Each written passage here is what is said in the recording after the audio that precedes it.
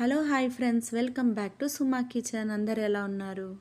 నేనైతే బాగున్నాను. ఈరోజు వీడియో ఏంటంటే గ్రీన్ మసాలా వెజ్ పులావ్. చాలా చాలా ఈజీగా చేసుకోవచ్చు, చాలా టేస్టీ కూడా. టైం లేనప్పుడు చాలా ఫాస్ట్గా పిల్లలు పెద్దలు ఎవరైనా కూడా ఇష్టపడతారు అనమాట ఈ వెజ్ పులావ్ని.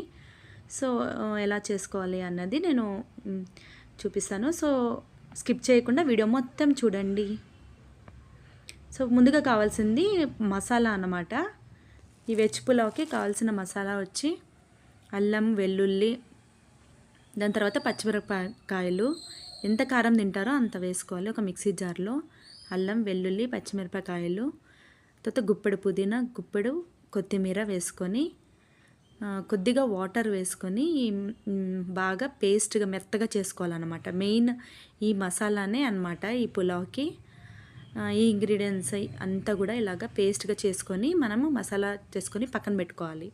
దాని తర్వాత ఇక్కడ నేను వెజిటబుల్స్ బీన్స్, క్యారెట్, పొటాటో ఇవి తీసుకొని చిన్నగా కట్ చేసి కడిగి పక్కన పెట్టుకున్నాను. మీకు కావాల్సిన వెజిటబుల్స్ మీరు తీసుకొని వేసుకోవచ్చు. తర్వాత కుక్కర్లో ఆయిల్ కొద్దిగా ఒక స్పూన్ నెయ్యి వేసుకోవాలి. ఒక 2 స్పూన్ల నూనె వేసుకొని వేడెక్కిన తర్వాత మసాలా స్పైసెస్ అన్నీ కూడా చెక్క, లవంగాలు, దాని తర్వాత మరాఠీ మొగ్గ, ఇలాచి, బిర్యానీ ఆకు, షాజీరా ఇవన్నీ వేసుకొని బాగా వేగిన తర్వాత చిన్నగా కట్ చేసుకున్నటువంటి ఒక ఆనియన్ వేసుకొని బాగా వేయించుకోవాలి. మాడకుండా అలాగని పచ్చిగా కాకుండా కొంచెం కొంచెం గోల్డెన్ కలర్ వచ్చేంత వరకు వేయించుకున్న తర్వాత మనం రెడీ చేసుకున్నటువంటి గ్రీన్ మసాలా పేస్ట్ ఉంది కదా, ఆ మసాలా ఇందులో వేసుకొని బాగా వేయించుకోవాలి. బాగా పచ్చి వాసన పోయేంత వరకు వేయించుకోవాలి. ఆయిల్ అన్నది పైకి రావాలన్నమాట, అంతవరకు మనము బాగా వేయించుకోవాలి. సో ఇలా బాగా కలిసేలాగా మసాలా మొత్తం పచ్చివాసన పోయేంత వరకు మనము వేయించుకున్నట్లయితే ఇలా అక్కడ ఆయిల్ పైకి వచ్చింది కదా, దాని తర్వాత రెడీగా పెట్టుకున్నటువంటి వెజిటబుల్స్ అన్నీ కూడా వేసుకొని బాగా ఇందులో కలుపుకోవాలి. ఆ మసాలా అంతా వెజిటబుల్స్కి పట్టుకోవాలన్నమాట. సో ఇలా కొద్దిసేపు ఒక 5 మినిట్స్ అయితే మనకు ఇలాగ పట్టుకుంటుంది. సో దాని తర్వాత కొద్దిగా పసుపు, తర్వాత ఒక స్పూన్ ధనియా పౌడర్, కొద్దిగా గరం మసాలా వేసుకోవాలి. ఇంతే, ఇంకా కారం అయితే అవసరం లేదు. ఆల్రెడీ మనం పచ్చిమిరపకాయలు వేసుకున్నాము, ఇదే చాలా బాగుంటుంది. సో ఇంకా బాగా ఒకసారి మిక్స్ చేసుకోవాలి. దాని తర్వాత నేను రైస్ తీసుకున్నాను అనమాట. రైస్ వచ్చి నేను నార్మల్ రైస్ తీసుకున్నాను, సోనా మసూరు. మీరు కావాలంటే బిర్యానీ రైస్ కూడా తీసుకోవచ్చు.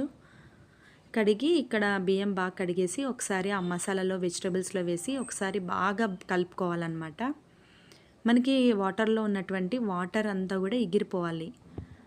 సో అలాగా ఒక 5 మినిట్స్ పెట్టుకొని హై ఫ్లేమ్లో పెట్టుకొని బాగా వాటర్ పోయేలాగా ఆ మసాలా కూడా రైస్కి బాగా పట్టేలాగా ఒకసారి మిక్స్ చేసుకున్నట్లయితే మనకి బాగా పట్టుకుంటుంది. చూసారా ఫ్రెండ్స్, ఇక్కడ వాటర్ లేవు కదా. సో ఇప్పుడు మనకు ఒక గ్లాస్కి సరిపడా 2 గ్లాసులు నీళ్ళు తీసుకోవాలి. ఒక గ్లాస్ రైస్కి 2 గ్లాసులు నీళ్ళు.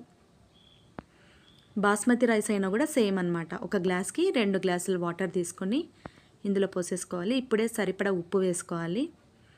దాని తర్వాత ఇక్కడ మనం వాటర్ పోసేసుకొని వెజిటేబుల్ కూడా ఉన్నాయి కాబట్టి ఒక హాఫ్ గ్లాస్ నేనైతే ఎక్కువ పోసుకున్నాను. సో టోటల్గా 1 గ్లాస్కి 2.5 గ్లాస్ వాటర్ పోసుకోవాలి. ఇలా పోసుకొని బాగా హై ఫ్లేమ్లో పెట్టుకొని ఒకసారి బాగా ఉడకాలన్నమాట. వాటర్ వేడెక్కిన తర్వాత ఇవన్నీ కూడా వెజిటబుల్స్ బాగా రైస్ వాటర్లో బాగా ఇలా కలుపుకోవాలి.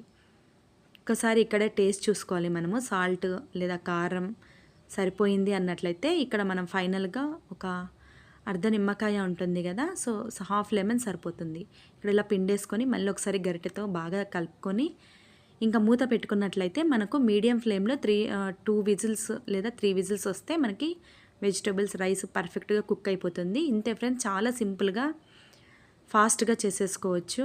టైం లేనప్పుడు ఇలా కుక్కర్లో చేసుకున్నట్లయితే మనకు టైం సేవ్ అవుతుంది, అలాగే టేస్ట్ కూడా ఉంటుంది.